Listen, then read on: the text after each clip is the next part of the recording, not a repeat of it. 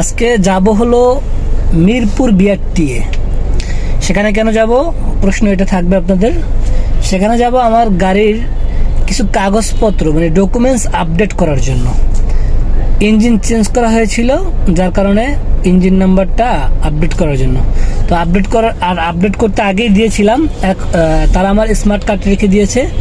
এখন যাচ্ছি সেই স্মার্ট কার্ডটি আনার জন্য। তো স্যার আমাকে গাড়ি নিয়ে যেতে বলছে, কিন্তু আমি গাড়ি নিয়ে যাব না।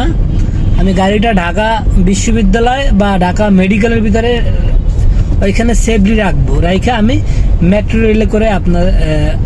রেলে করে আমি যাব। তো চলুন, আমরা ঢাকা মেডিকেলের সামনে চলে আসছি। এখন আমি আপনাদেরকে দেখাই গাড়িটা কোন পজিশনে কোন প্লেসে রাখা যায়। এই যে ঢাকা মেডিকেলের জরুরি বিভাগের গেট, হাসপাতালের গেটটি দিয়ে আমরা ঢুকবো ভিতরে। কি বলবো, রিস্কার জন্য ঠিক মতন কোথাও ঢুকতে যাইতে পারি না। এই যে আমরা ঢাকা মেডিকেলের গেটটার মধ্যে আমরা ঢুকে পড়েছি। মাঠের মধ্যে যে পরিমাণে গাড়ি, আসলে গাড়িটা কোথায় রাখবো জায়গা খুঁজে পাচ্ছি না।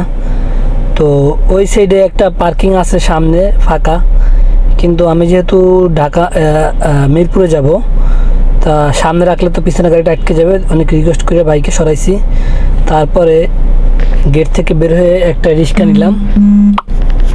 এর ফাঁকা একটু কথা বলি, বর্তমানে ভিডিও বানাইতে যে টাফ, একটা ভিডিও মানে এডিটিং করে আপলোড করতে মিনিমাম 3 থেকে 4 দিন লাগে। কারণ এক্সট্রা যে কাজগুলো থাকে ওই কাজগুলো শেষ করে না ভিডিও এডিটিংয়ের কাজ করতে হয়।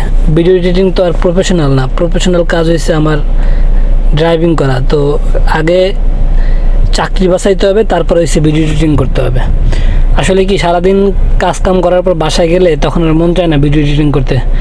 তাও ফাঁকে ফাঁকে আপনাদের জন্য একটু ট্রাই করি ভিডিও বানানোর। যেই পরিমাণ ভিডিও জুইমা থাকে, মানে এডিট করার সময় পাই না। আমার এখানে কিন্তু এখনও অনেক ভিডিও আছে, কিন্তু এডিটিং করার সময় হয় না। এই ভিডিওটাও অনেক আগের তৈরি। ভিডিও করতে ভালো লাগে, ভিডিও করি, বাট এডিটিং করে ছাড়তে আসলে অনেক সময় চলে যায়। তো এই ফাঁকে কিন্তু আমি আবার মেট্রো রেলের টিকিট কেটে মেট্রো রেলে উঠে গেছি। আর আপনারা যারা ভিডিও এডিটিং করেন বা ফেসবুকে কাজ করেন, হয়তো আপনাদের হাতে অনেক সময় থাকে, যার কারণে আপনারা সুন্দরভাবে ভিডিওগুলো এডিটিং করতে পারেন। আসলে আমাদের সারাদিন কাজ করে রাত্রে বাসায় যাওয়ার পর গোসল টোসল করে ফ্রেশ হয়ে খাবার দাবার খেতেই সময় চলে যায়। তারপরে যখন ভিডিও এডিটিং করবো ওই টাইমে প্রচুর পরিমাণ ঘুম চলে আসে। তো ঘুমাইতে গেলে আপনার তখন তার ভিডিও এডিটিং করা হয় না। যদি না ঘুমাই তাহলে সকালে ডিউটি করতে অনেক কষ্ট হয়ে যায়, চোখে ঘুম নিয়ে তো আর গাড়ি চালানো যায় না। এদিকে অন্য প্রসঙ্গে কথা বলতে বলতে আমি বিআরটিএর মধ্যে চলে এসেছি। বিআরটিএতে আসার পরে তারা বলতেছে এখনও নাকি আমার স্মার্ট কার্ড রেডি হয় না, যার কারণে আমার স্লিপের মধ্যে ডেট বাড়িয়ে দিয়েছে।